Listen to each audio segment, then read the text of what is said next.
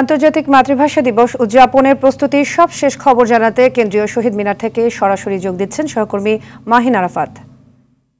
মাহিন, ভাষা শহীদদের প্রতি শ্রদ্ধা জানাতে কেন্দ্রীয় শহীদ মিনারে নিরাপত্তা ব্যবস্থা সহ যাবতীয় প্রস্তুতির কতটা শেষ হয়েছে, কি দেখতে পাচ্ছেন জানাবেন।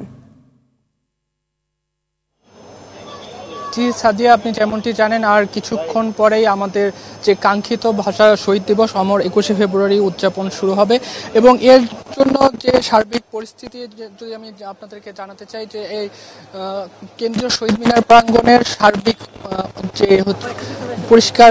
পরিচ্ছন্ন কার্যক্রম এবং যে আলপনা করা সেগুলো সম্পূর্ণ হয়েছে এবং এর কেন্দ্রীয় শহীদ মিনার ও আশেপাশের বিভিন্ন জায়গায় আইন শৃঙ্খলা রক্ষাকারী বাহিনীর আমরা উপস্থিতি দেখতে পেরেছি এবং এই শহীদ মিনার ঠিক অপোজিটে যে হলটি আছে সেখানে পুলিশ এবং র্যাবের দুইটি অস্থায়ী ক্যাম্প স্থাপন করা হয়েছে, যাতে করে এই শহীদ মিনার ও আশেপাশে কোনো পরিস্থিতির অবনতি না ঘটে। এবং আপনাদেরকে একটু জানিয়ে রাখি যে শহীদ মিনারে কালকে যারা ফুল দিতে আসবেন, শ্রদ্ধা জানাতে আসবেন, তাদের জন্য শুধুমাত্র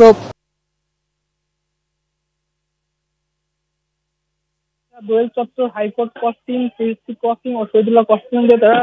শহীদ মিনারে আসতে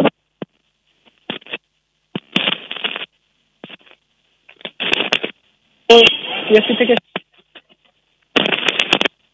ক্রসিং।